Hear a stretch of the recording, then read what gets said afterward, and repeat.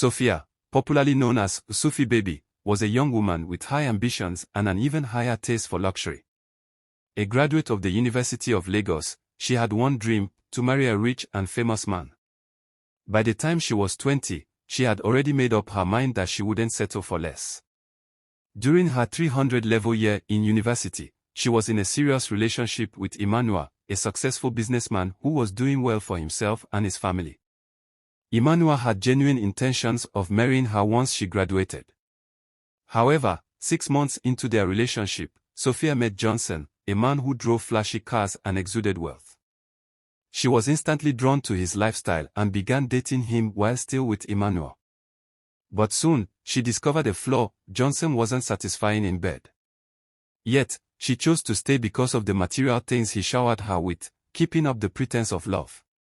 3 months later, Maxwell came into the picture. Unlike Johnson, Maxwell was a tall and well-built man. In her mind, he was the perfect blend of what she wanted: someone who could satisfy her both emotionally and physically. She observed him for a few days, and after convincing herself that he was what she needed, she agreed to date him. Now, Sophia was in relationships with 3 different men: Emmanuel, Johnson, and Maxwell. She managed to juggle them without any of them suspecting her double life. Emmanuel remained kind and caring, Johnson continued spoiling her with luxury, and Maxwell brought a sense of excitement she craved. One day, her parents called to check on her. "Sophia, it's been a while. How are you doing?" her father asked. "I'm fine, Daddy." "Mom, I'm doing great," she responded. "We've noticed that you no longer ask us for money. What are you doing in school that is fetching you money?" She quickly came up with a lie. "I have an online store where I run my business," she said. Meanwhile, Emmanuel had started noticing some red flags. He began to suspect that Sophia was seeing other men who were funding her lavish lifestyle. But he kept his suspicions to himself, waiting for the right moment to confront her. One fateful day, Johnson took Sophia out for shopping at a luxurious mall. She was excited, as she always enjoyed spending his money. However, fate had other plans. Maxwell was working at that very mall. The moment Sophia saw him, panic set in. Thinking quickly, she whispered to Maxwell that Johnson was her elder brother before rushing away with Johnson. For over 2 years, Sophia successfully maintained her 3 relationships without getting caught. However, as Valentine's Day approached, all 3 men promised to take her out, and she found herself in a dilemma. Being a smart woman, she carefully planned her escape. She told Emmanuel that she couldn't see him on Valentine's Day because her parents had planned a family outing. She gave the same excuse to Maxwell. But with Johnson, she made no excuses. She agreed to spend Valentine's Day with him. Despite dating Johnson for a long time, she had never asked what he did for a living. To her, as long as the money kept coming, she had no reason to be concerned. Valentine's Day arrived, and Johnson took her on an extravagant date, buying her an iPhone 16 Pro Max and several expensive gifts. She was overjoyed.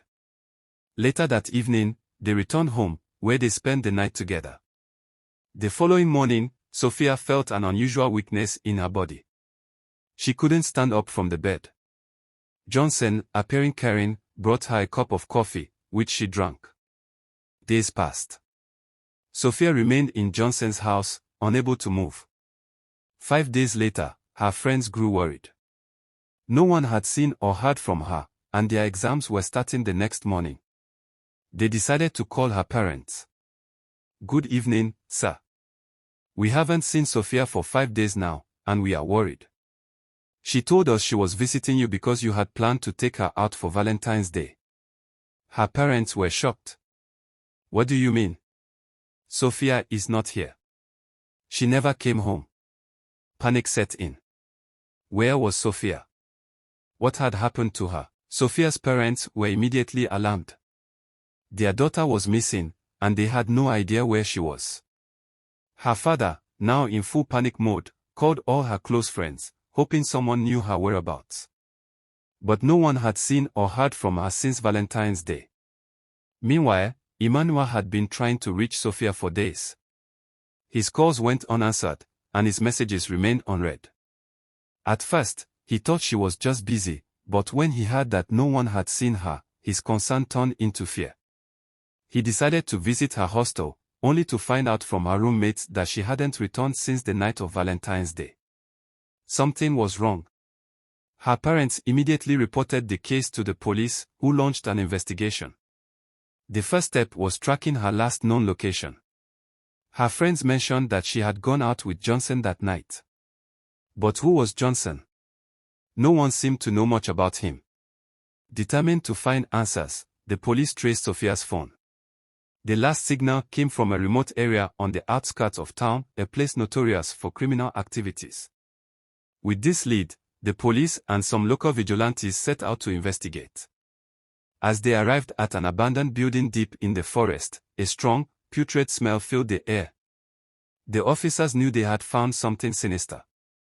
When they entered the compound, what they saw was horrifying, ritualistic objects, bloodstains, and signs of occult activity. And then, in one of the rooms, they found a woman's handbag and a phone. It was Sophia's. Sophia's mother collapsed upon hearing the news. Her father clutched his chest in shock, praying that his daughter was still alive.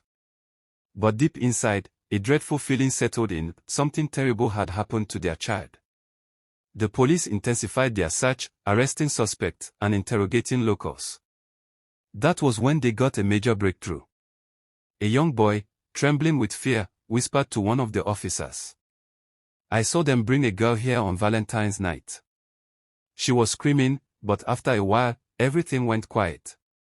The horrifying truth was beginning to unfold. Where was Sophia? Was she still alive, or had she fallen victim to a deadly ritual? The search continued, but time was running out. The search for Sophia continued, but deep down, everyone feared the worst.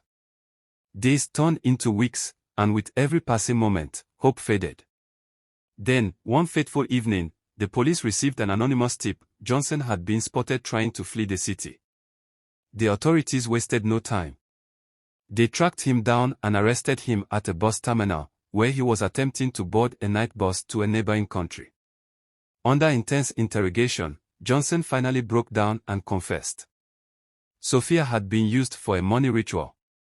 According to Johnson, he was never a businessman, he was part of a deadly syndicate that lured young women into relationships, only to sacrifice them in exchange for wealth. Sophia had been his latest victim. On Valentine's night, after she drank the coffee he gave her, she lost consciousness. He and his accomplices took her to the abandoned building in the forest, where a ritual was performed.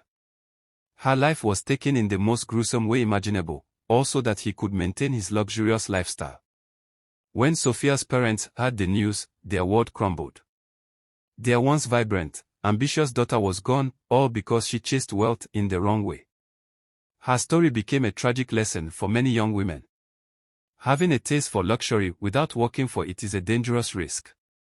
Many girls, like Sophia, have lost their dignity, their health, and even their lives in the pursuit of an easy lifestyle.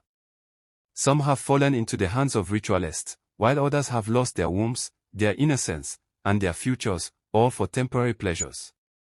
Sophia's fate was sealed the moment she prioritized material things over true love, hard work, and self-respect. Her story became a warning to others: not all that glitters is gold.